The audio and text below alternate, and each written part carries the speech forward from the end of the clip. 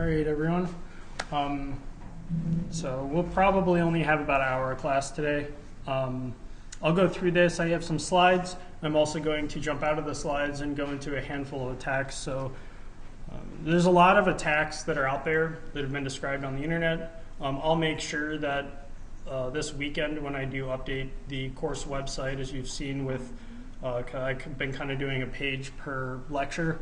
I'll make sure that a lot of resources for learning about cyber attacks end up going up there. But in this lecture, I do talk about a handful of them. Specifically one that I was pulling, that I'm pulling two examples from for this lecture. What I wanted to do was I wanted to take the narrative that some other people I've put together from doing like a month's long analysis on a couple of attacks, and then try and apply their findings to the stuff we talked about in the last lecture. So one of the cool things about malware analysis is that a lot of it, a lot of it's a problem. So cyber attacks are a big problem for people whose work, life, etc., are on the internet. It generally affects connected people more so than disconnected people. Because of that, a large amount of information on the internet exists. A lot of research on the internet exists for this stuff. So you can get narratives describing attacks. You can get malware samples. You can get, you can get more videos. I'm sure that some of you have searched for, some of the videos on YouTube or whatever. You've probably come across a lot of videos from different people who've published them. And they all have something interesting to say, and I definitely recommend in your free time, if you have passion for this stuff, to go see what you can find on YouTube as well, because there's a lot of really smart people that are working on really cutting edge stuff in this field. So one of the things that just me as a kind of senior position in the team that I work in, we get a lot of newer people on the team. One of the things that I usually direct them to is to do research on reports that have been put together by a lot of the kind of public-private security firms out there. So it's basically do research, not necessarily on stuff that we've found and we've documented internally, but actually a lot of the stuff that's been published out there by the private security companies. FBI has a few reports out there as well that they've published in what they call open source, or just kind of public, free for distribution use. And I know that there's a lot of other countries, what they call computer emergency response teams, they're CERT teams, that also have a lot of documentation on the internet that you can read sometimes. Here I have found a really good repository that I've been following for quite some time. What this person does is every time one of these companies publishes a report, a lot of times they'll be in PDF format, but sometimes they'll be in other formats. This person actually goes, pulls them down, so makes a copy of the report, uploads it to a box.com account. At least that's what they're using now. And then also puts a note or reference to it in this GitHub page, or in this GitHub site. So there's stuff going back to 2008 in there. And one of the nice things about this is that as startups kind of come and go, a lot of times in the security field, what happens, you have a startup that has some like really cool analytical tool. They'll pop up and try selling that tool for a while. As with any startup, sometimes these things don't pan out how everyone first saw. But they have been publishing a bunch of really cool reports because it does make for good marketing to talk up your own internal expertise about cyber attackers. So they may publish a few reports about some cyber attacks that they have done research on. They've been contracted to remediate or something like that. Publish them, and then 2 years later, maybe the company goes out of business or gets sold. All that stuff gets pulled from the web. So luckily, this person's been, or I should say this group of people, because now it's grown beyond the original author, has been permanently archiving this almost like in an archive.org style way, but using GitHub's kind of advanced, not so advanced, but using GitHub's interface manage a lot of it. So I'll jump into this really quick and kind of show you what this looks like. I will say that the data that they have on here is really rough. Stores everything in this data folder, and really what it is it's a couple structured data files that have, let's see, so you can see, this is one of the nice things about GitHub is it goes and renders this stuff for you. So you can see here that they have a link to the box.com repository for it. They have a hash for the document so that you can, if you download the document, you can compare it to this hash to make sure you got an authentic copy of the document. It tells you when it was published, exactly the date, and also the year. So that, if I wanted to pull down this CSV file, I could load it into Excel and sort it every which way. It tells you where it came from. And some of these companies may have been bought or sold. Some of them might have just changed names. Some of them, others might have just gone out of business. I don't know. But also some of them, you may recognize. Many of them actually still, still exist. Here's, your really common McAfee. It's a really common name that everyone knows. In addition, you have others like, Vanity Fair. Publication company. Kaspersky was in the news recently, as some of you might have seen, with a little bit of a scandal over there in Russia. So the Crisis is another one. So there's all these. Citizen Lab's kind of nice because it's more of a nonprofit, from what I can tell, but they do all sorts of research. So the big thing here is just there's this huge repository of reports that they manage in this structured data. A lot of these things are things that we've been following, where I work for a long time, and as you can see, a lot of people in the open source community have been following it. All the way down here, these are some of the more recent ones. Like this one is the U.S. cert. So if you remember, I mentioned that even the company's computer emergency response team, even the country's computer emergency response teams have published some of these as well. So here's a good example of it where the United States team published this report, Russian malicious cyber activity. This particular one is supposed to be discussing some of the attacks that are allegedly related to the U.S. government elections interference scandal that's been in the news since say Q4 last year. So has a nice layout for this. The nice thing about it is that because this is all nicely structured and all this stuff lives on the internet, someone else decided, hey, this isn't really accessible to everyone. I'm going to improve it so that it is. So somebody made this site. Looks, you make a donation. So my understanding is that this is likely a kind of nonprofit enterprise by someone. Collects a whole bunch of data. So you can see that while the other one was a list of reports that you were looking at, where you could basically read them, almost like print them out and read them while you're waiting, or read them, at the table or something like that. This is more of like a database of network IP addresses, domain names, stuff like that. But also, this person decided that they liked that GitHub repository that I just showed you so much, that they actually put together a search interface that lets you look through it. So they allow you to navigate it, by year. So this is just like me filtering the data in an Excel spreadsheet. But also, I can go through here and, I can search for Grizzly. So there you go. And I can jump through each one of the years. Oops. There we go. So for instance, I can read this JAR.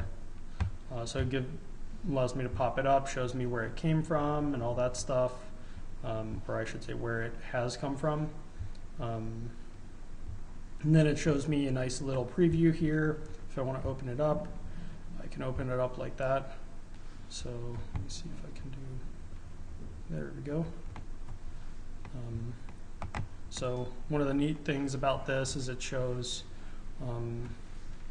Unfortunately, it looks like the resolution is really bad right here in whatever this web viewer, this viewer.js thing is.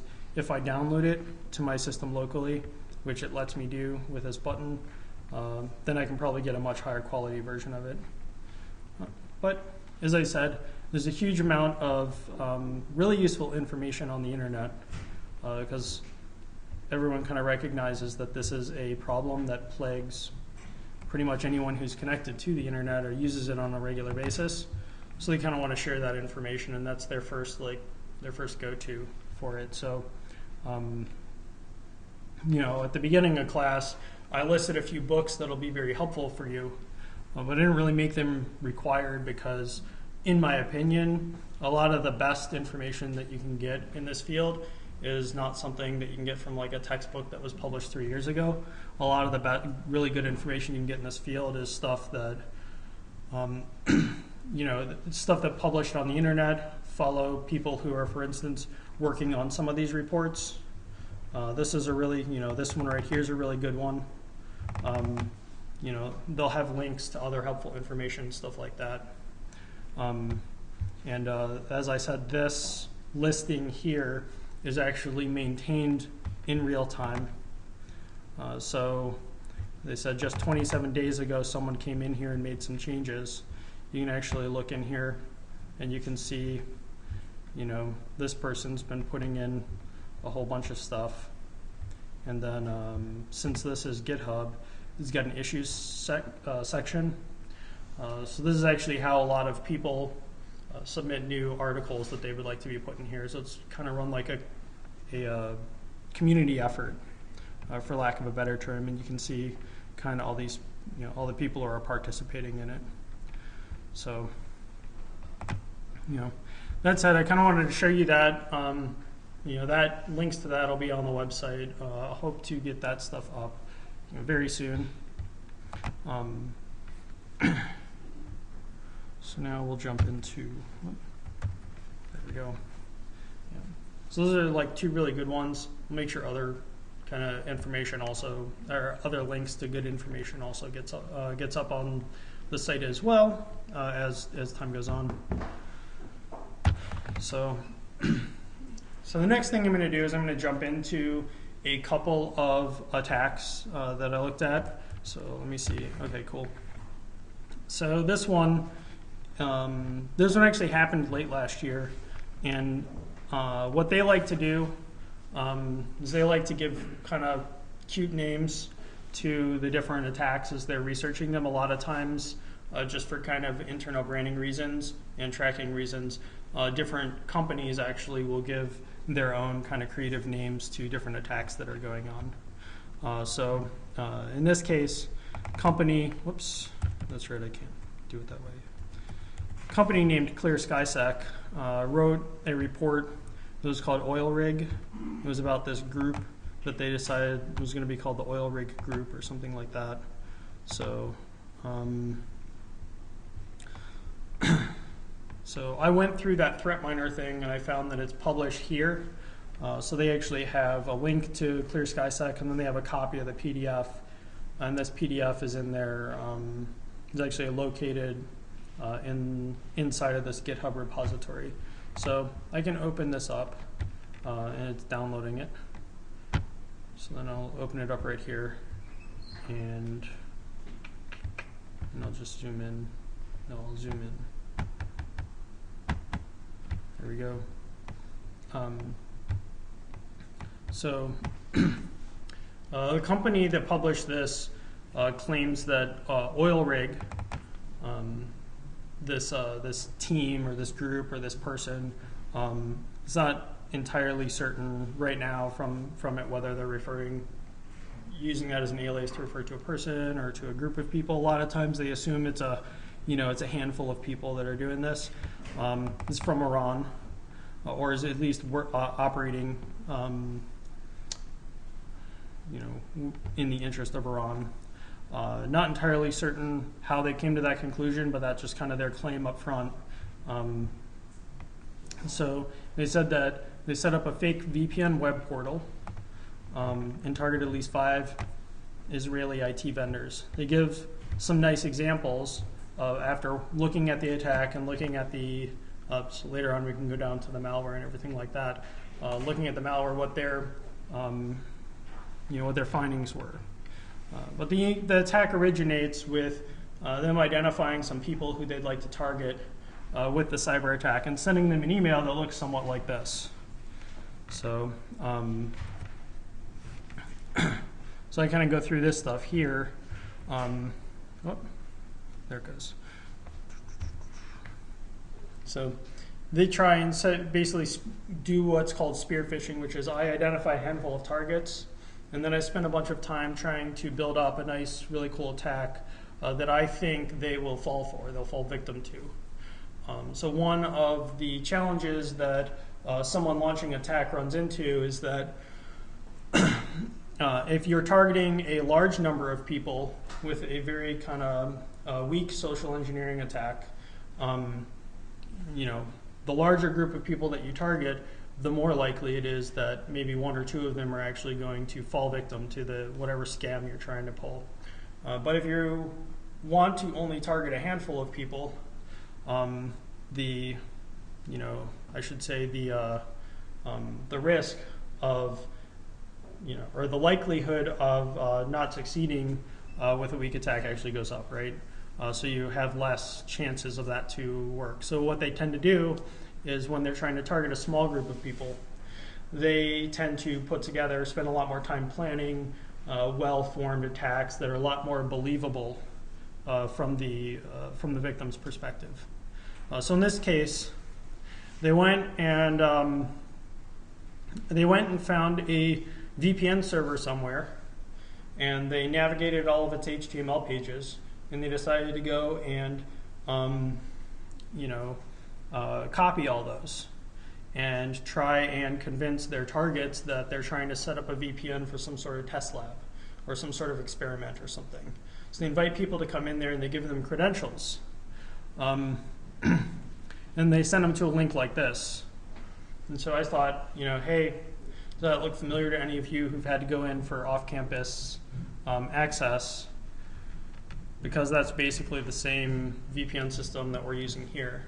So if you got, possibly an email from the department that said, hey, VPN's down today, or VPN's down for the week, please use this alternate link. That actually might be somewhat believable, especially if you go there and it looks just like a site. So it looks just like our site. So I'm going to go here, right? Because this is our legitimate VPN portal. So I'll go here really quick just to kind of show you ours.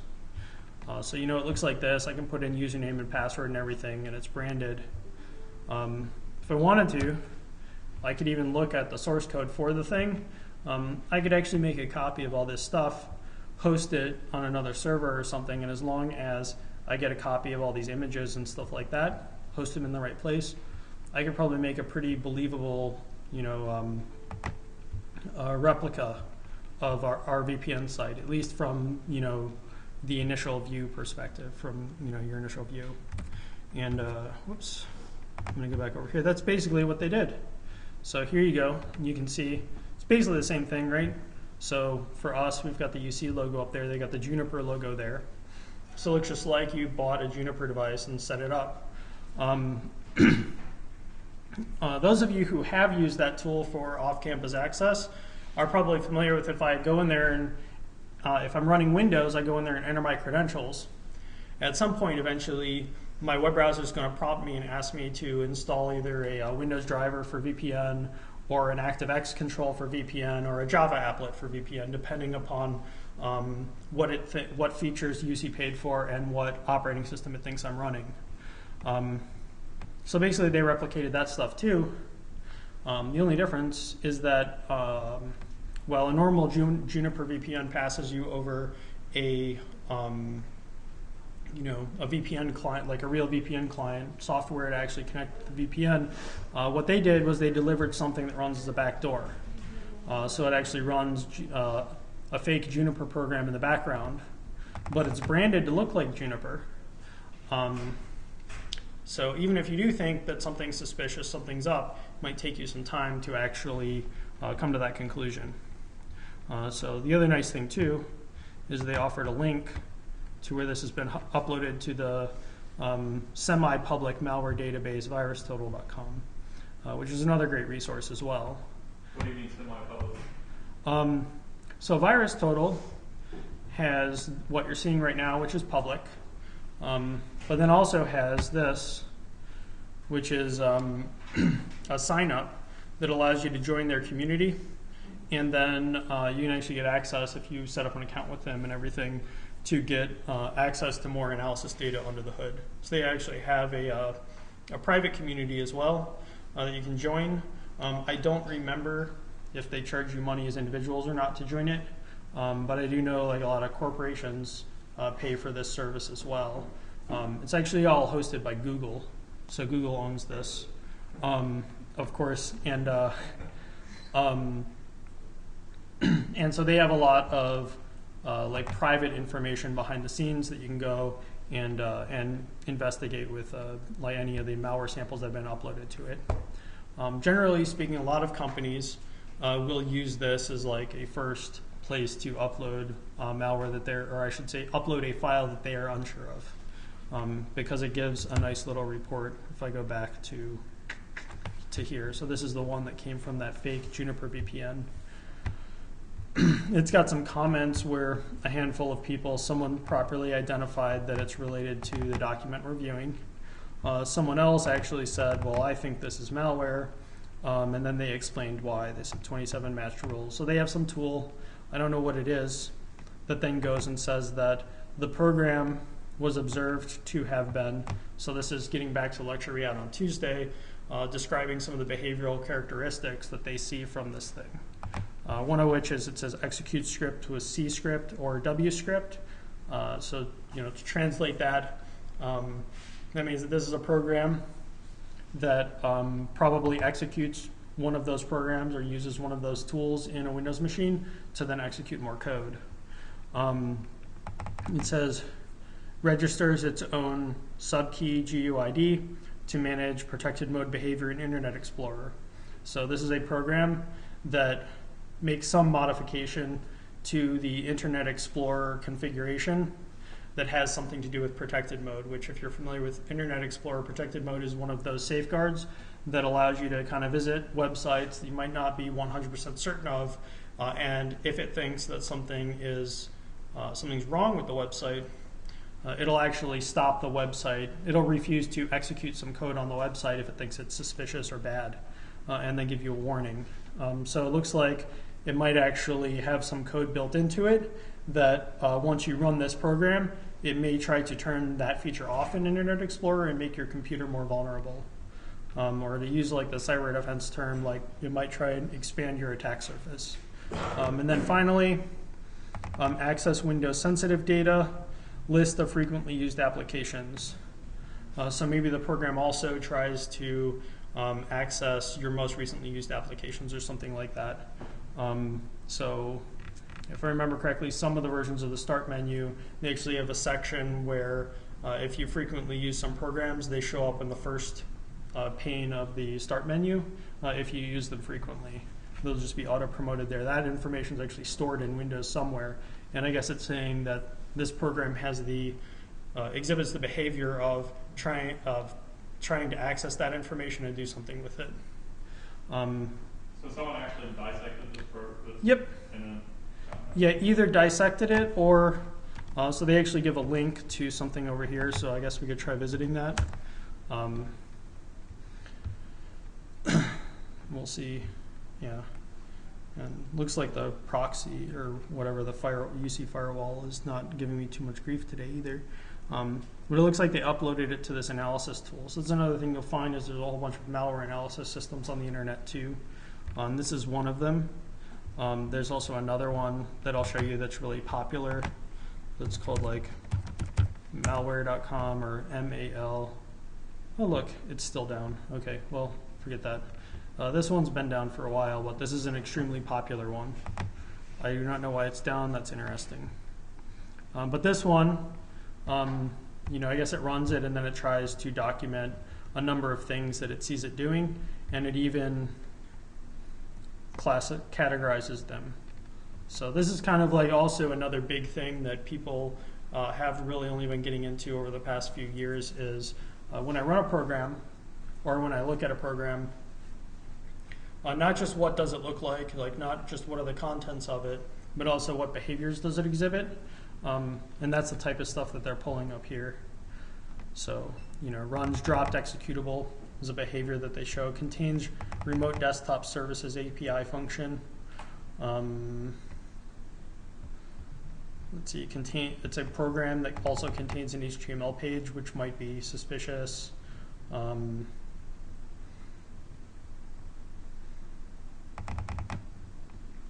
Schedules launch of programs, etc. So it's got a whole bunch of characteristics, and some of them are suspicious, and it could be concluded that seeing this many suspicious characteristics in one program might indicate that downloading that program from the internet is bad. But, in short, this program that we're looking at right now that was uploaded here is what the report here says was delivered to anybody who visited this. So this was the program that was also pretending to be the Juniper VPN client. So, yeah. So they did a pretty good job of trying to mimic what a Juniper VPN login page did. And they only have to, number one, I could go, I have access to log into a Juniper site here. If I really wanted to, I could go and use mine to then come up with a pretty good mock Juniper site where it would at least confuse someone for a little while, make them think that, oh, well, it doesn't seem to have started the VPN, but it also doesn't seem to have failed. Maybe I need to go and call up help, tech support, that type of stuff. The goal here being that if you can give somebody something that's believable but doesn't exactly work. So this isn't they didn't write their own VPN software, right? They didn't deliver a VPN client to the users. What they did do was they made something that looked like a VPN client and kind of behaved like the login sequence of steps for a VPN client.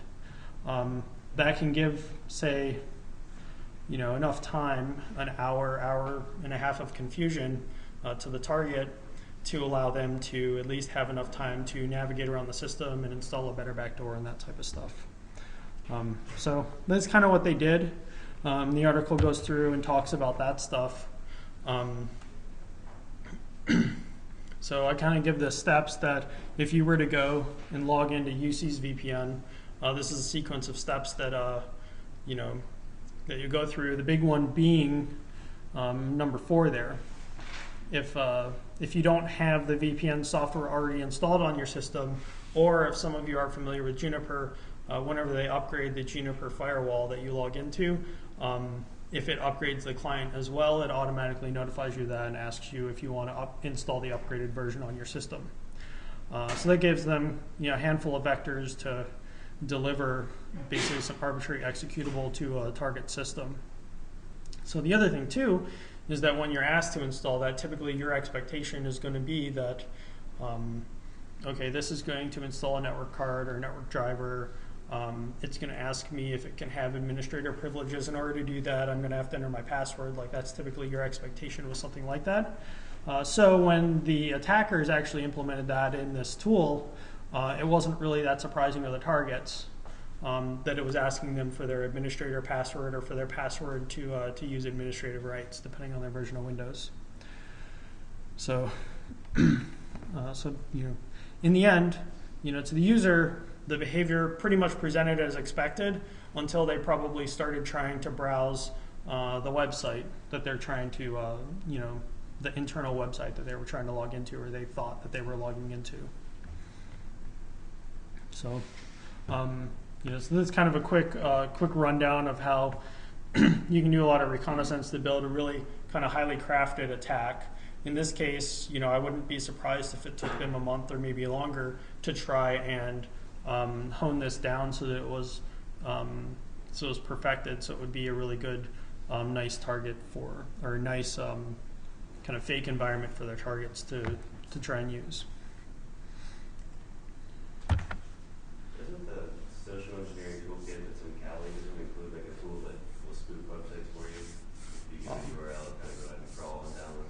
that's possible. Okay, Yeah.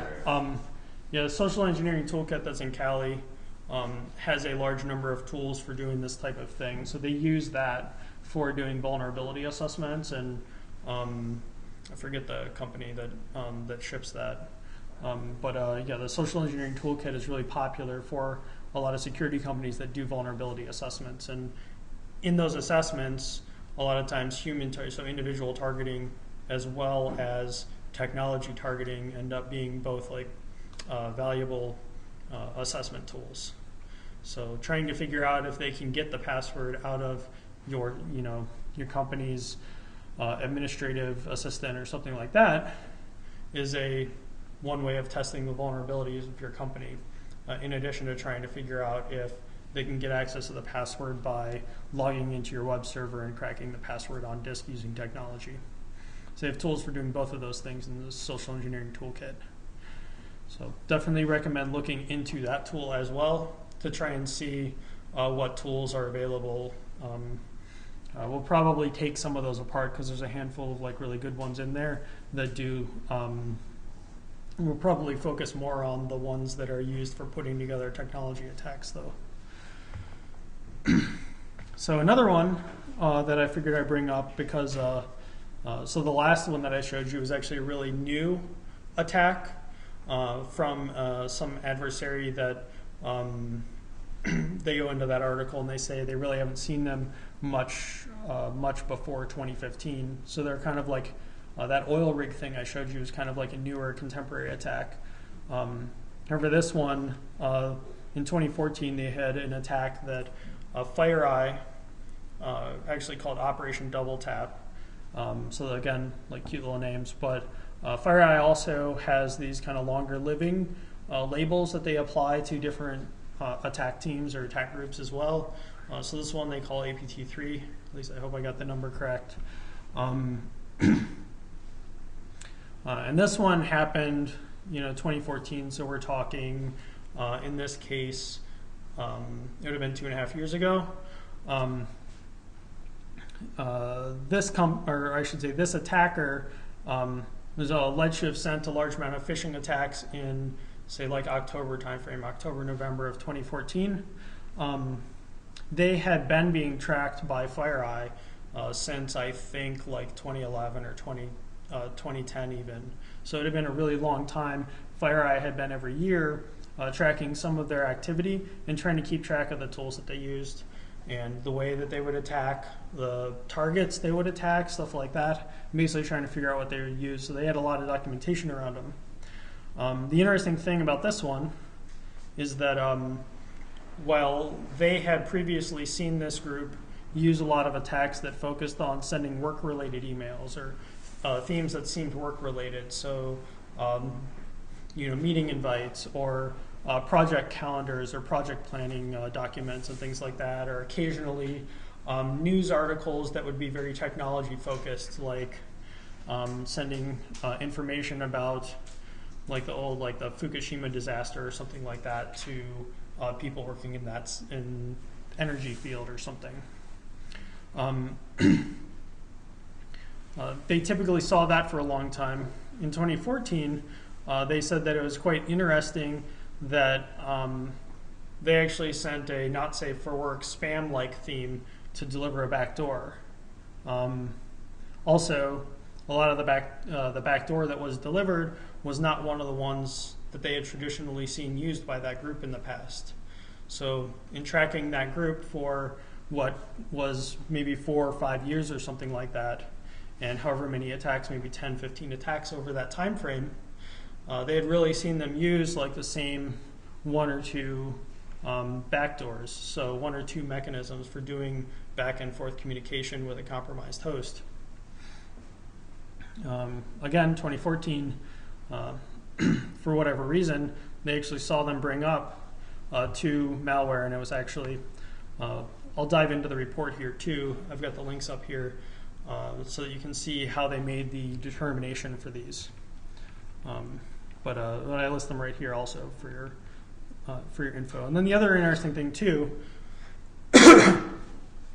excuse me, was that in addition to the phishing attack, that happened right here in October or November, there was also a attempt back in June of that same year where instead of using phishing, and again, this group reported by FireEye for all that time had really only been seen using phishing attacks, so using email to try and get at people.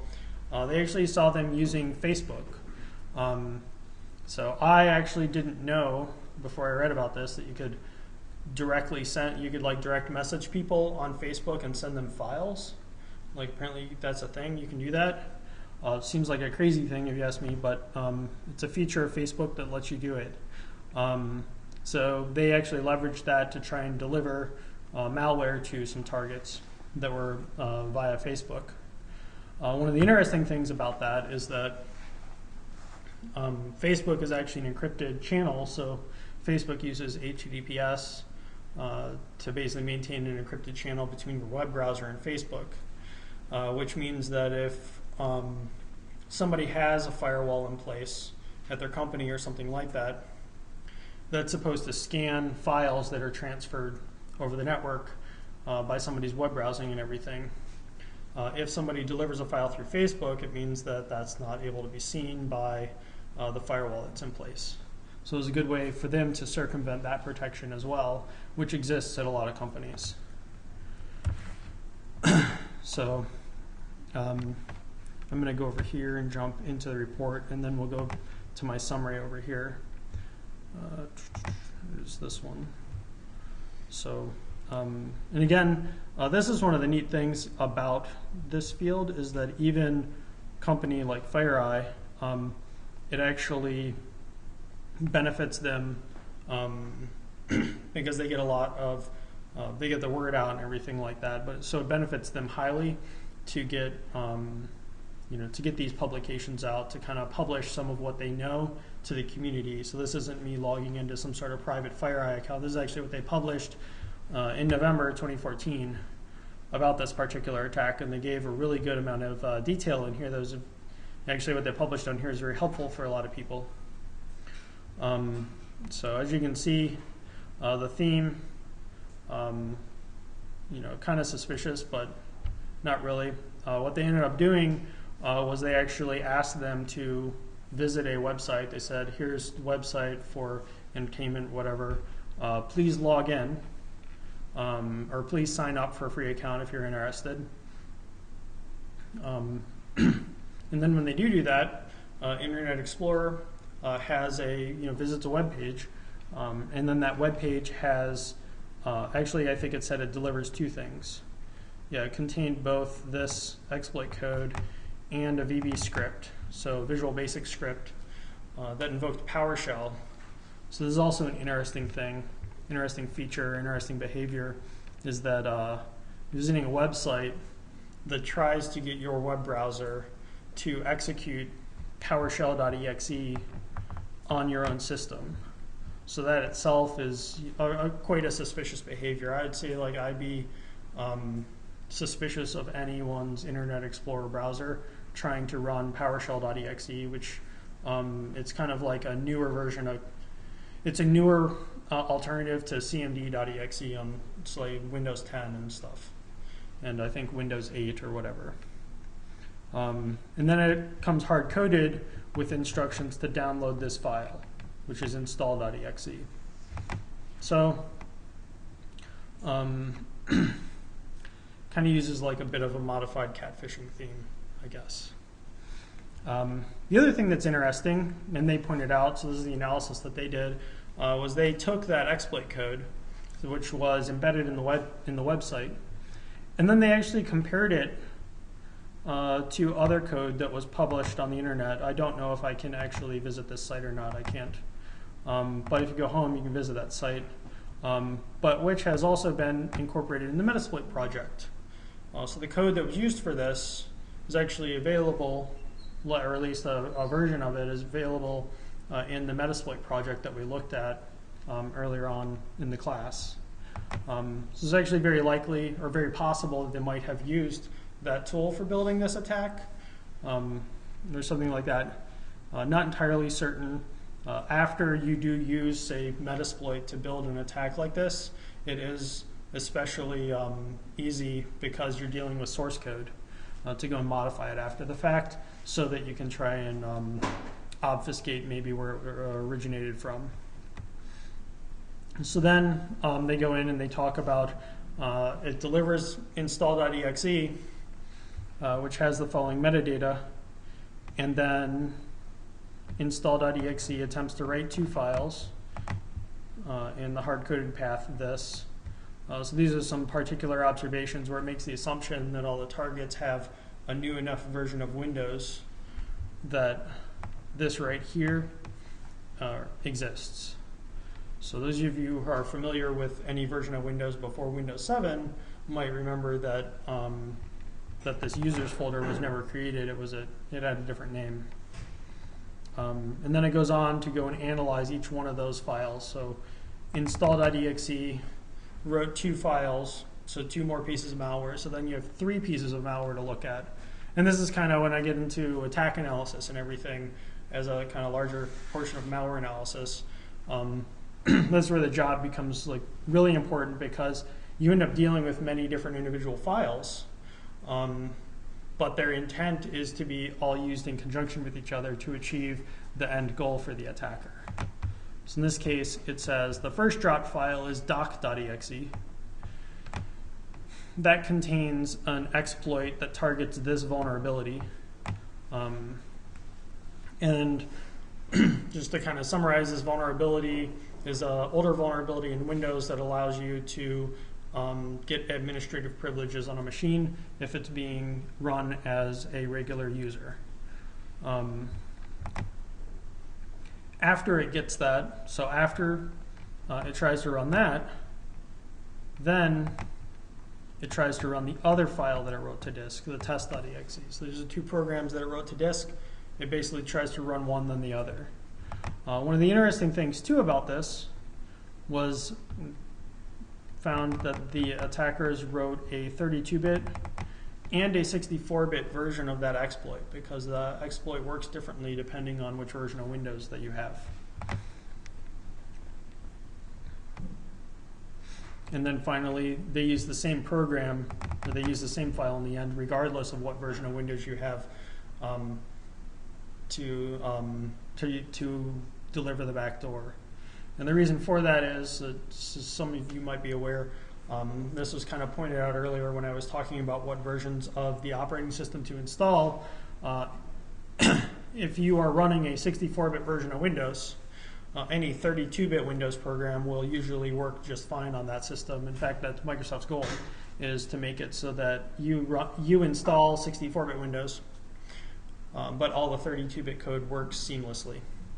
So in this case, the 32-bit backdoor works seamlessly after they get over the initial problem of the administrative bypass code needs to be platform specific. So then, this is where you start getting into looking at the malware. If you remember, we were looking through that one backdoor that I built that had a bunch of strings in it that indicated that it was doing HTTP communications. And you could see some of the headers that some of you might be familiar with from analyzing HTTP code or from having to write your own web servers and stuff like that.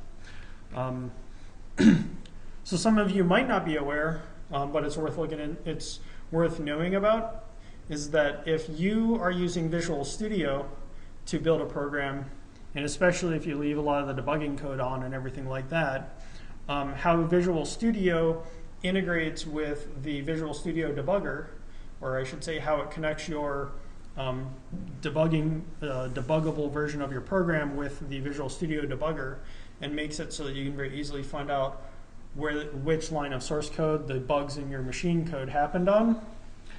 They actually maintain, or I should say they will embed a database of that information into your executable. So in this case, the attacker left some of those features turned on when they compiled their program. And what it ended up doing was it left behind a marker in the exe files that are pointing to the Visual Studio project files for their different programs. So for instance, install.exe, the tool that was downloaded when the user went to sign up at that entertainment website, that actually contains the following content within it, which this is actually a string of bytes that was hard-coded into the file. And what you can see is first they have a users/AA folder that they were storing stuff in. So they were working on all their different software projects, all their different backdoors and stuff in this one folder. And it got leaked out.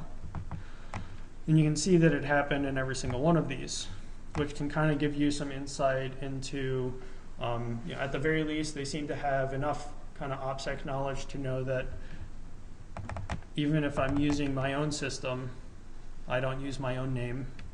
In case it gets stolen, I might incriminate myself. You get to see what version of Visual Studio they were using. So for instance, you can see they were using Visual Studio 2008. You also get to see what interesting names they gave to these different projects. So like this one, they gave it M shell for some reason. Or maybe MSHell, I don't know. This one they gave 4113, which was very interesting because that was actually one of the numbers that was in the vulnerability ID that they were taking advantage of. So it's possible they have other vulnerabilities and they manage them inside of this projects folder. I don't know. And then another one they have is this other one that was my rat, which is the backdoor. And then they have a longer path underneath that. And so what you'll see a lot of times with these tools is that this test.exe is one program that's built that's designed to connect to their command and control server. So their command and control server probably has a different project because they need an interface, a user interface and everything like that to be able to control the backdoor that's installed on not just one of these systems, but because this showed up on FireEye's site, this probably went out to hundreds, if not thousands, of people. So when those people received it and got compromised, they're all calling back, and this person probably has a whole management interface for dealing with all of those simultaneous connections and trying to figure out which ones that they want to actually do stuff with. And so there's probably a few other projects in here as well. So for instance, this might be the base folder name, and then he created a client project in here that's supposed to be built, or that's supposed to build the exe file that you deliver to the target. There's probably also, I can derive that there's probably a server folder in there as well. That would be what he would install on his own, or what they would install on their own system. So the observations I mentioned, they go to talk about right here. And then, let me see. Yeah, so I talk about that stuff here. I kind of summarize it. And so he sends that spearfishing link. The web page sign-in contains 2 malware vectors. I'm not sure if these both need to be used at the same time or if they're just alternatives, but I do see that a lot of times, is that a lot of attackers, especially when it comes to trying to exploit your system, if they don't exactly know what you're running on your system, but they have a good idea of, say, what's in the realm of possibilities, they may actually have multiple ways that they could try, or basically what amounts to multiple exploits that they try and deliver at the same time, hoping that attacking you with volume will increase the, at least one success rate. The way I always like to describe it is that the whole defender attacker paradigm is that the defenders need to be right every time. The attacker only needs to be right one time.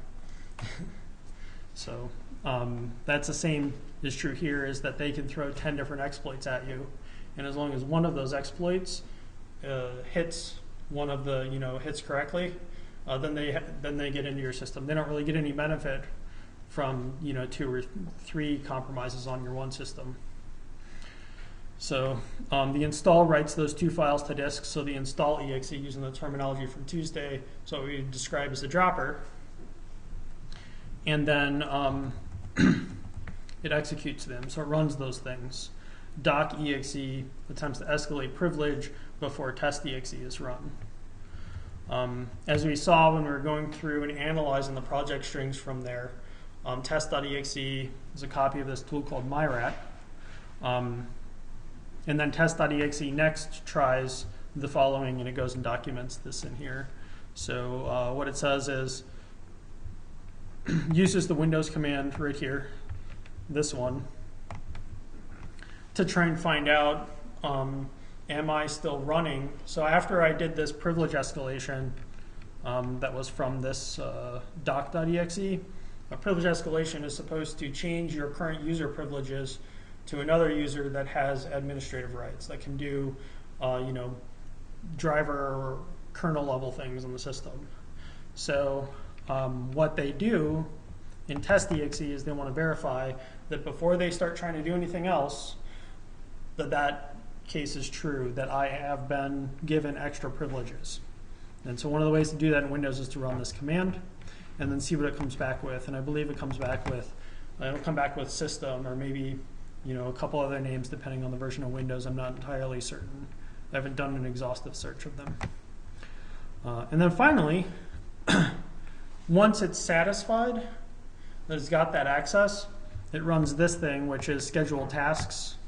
And what this does is, I'm not sure how many of you are familiar with like Unix system administration. You can install a cron job that's basically something that your program is going to run on a periodic basis. In Windows, they have the same idea. And so in Windows, they have these scheduled tasks, which is that I want to run a program at like 9 o'clock at night every night, or I want to run it 9 o'clock at night on the 15th of every month, or something like that. A lot of people tend to use those things for system backup, or for deleting a bunch of like internet history and stuff like that. You can also leverage that to get it to run this backdoor. And so this allows it so that even if the system reboots and all the programs get shut down, and then Windows starts up and runs anew, or even Windows gets upgraded, that this program will eventually run again at some point in the future and will reconnect to the bad guy system, and then the bad guy will be able to take control again. And then it goes in to discuss the network, to go and discuss like the network protocol and everything like that. And it gives a list of the commands. And then following the commands, it actually gives a breakdown of the outcomes or the system effects that occur after that. So it says that depending on these different commands, the backdoor actually performs a number of operations on the system that involve reading and writing files to disk and even executing them. And one of the reasons for that, or I should say one of the interesting notes that you can pick from this, is that they're working within this temporary folder, but then they keep trying to work with files that are named like notepad.exe. So they're hoping that they can trick you, if you see it running or something like that, they can trick you into thinking that it's just like notepad.exe. Like a lot of people have the habit of running notepad.exe on their system all the time because they keep notes in it and stuff like that, instead of using like OneNote. So I know in some Windows systems I've been guilty of that myself in the past. So people who do that will be more likely to be victim to this than those who don't. So, kind of what does it all mean? I'm going to kind of plow forward here a little bit. But I summarize all this stuff in this slide. And then finally I go and I try and apply the same sort of classifications that we talked about yesterday onto it. And so basically, we can pick a familial classification. So just reading what the author's notes were that they leaked. And that's kind of what we call that, is when the author accidentally leaves some identifying information in there. We kind of call it a data leak or data spill. That there's actually 2 malware files or 2 malware projects that they're working from, and we can use them by name there. We also have some idea that the same author probably worked on all 3 of these things. We have some functional, so I was defining the Trojan, backdoor, and dropper components. And then finally, behavioral. So looking at that install.exe, the install.exe exhibits the behavior of being a program that writes files named doc.exe and test.exe. So you can kind of look at that as a behavioral identifier for it. There's probably very few programs out there, and there's probably no programs out there that are legitimate programs that actually do that operation, where they actually write files like that anywhere on your system. So you can look at that as like a behavioral description. It doesn't have to be a comprehensive description. It's just something of note, something you can identify. Behavioral signature, behavioral trait. The other thing is that this piece of it, typically there's a number of system level operations that have to occur in order for an exploit to this particular vulnerability to succeed. And that might actually be something that's identifiable as well, or at least something that you can use for classification. And then finally, that whole reading and writing files within the Windows temporary folder that had the notepad.exe name within them, that itself might be a identifying characteristic too, because it's very unlikely that you're going to have any legitimate programs that are ever writing a file name into the temporary folder that have the text notepad.exe within it. So when you're kind of describing, how malware works, this is a really good example of taking a report that someone else published and then me kind of carving out those classification aspects from it. They also went in and they did some analysis of the network traffic, and they did some analysis of the static data that was within the file and stuff like that. And we will use more tools to also go and pull those things out. But when you're trying to explain to someone, especially someone who's not an IT expert, let alone someone who's not a security expert, what the malware does, or what it looks like, or how you know it's malware and stuff like that, a lot of times, just in my experience, being able to explain this part of it too is extremely valuable and extremely important.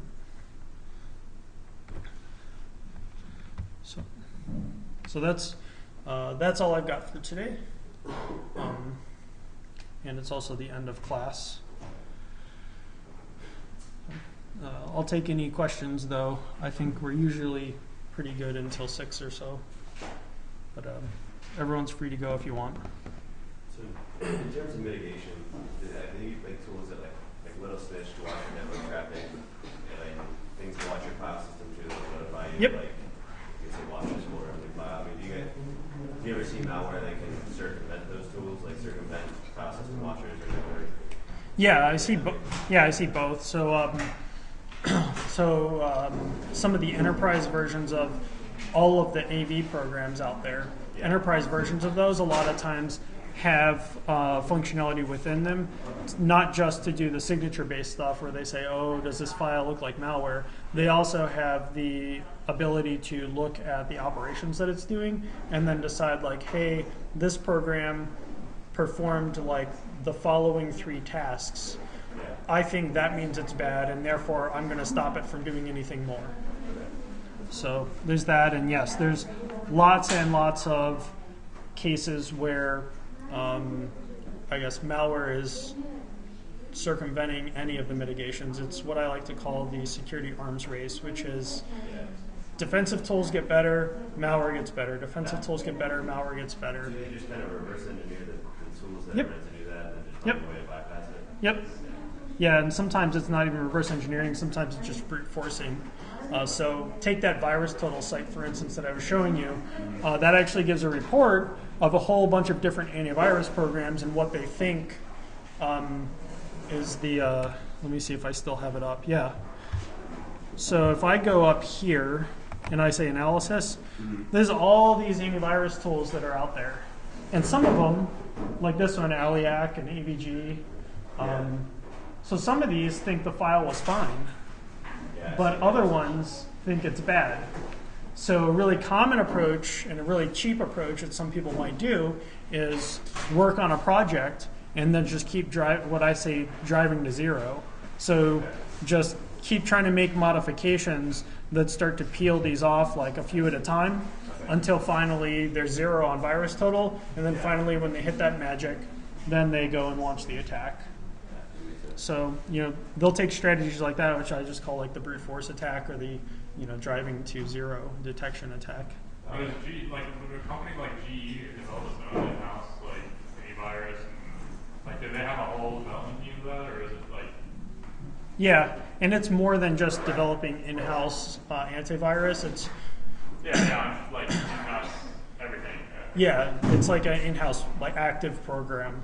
So most of the larger companies nowadays are getting into that approach, which is active program, active people hunting for it, stuff like that. So there's what they call threat hunting, which is a really common approach these days, which is it's basically humans coming up with ways to search and sift through traffic logs and things like that for, I guess, not before seen bad behaviors. Yeah.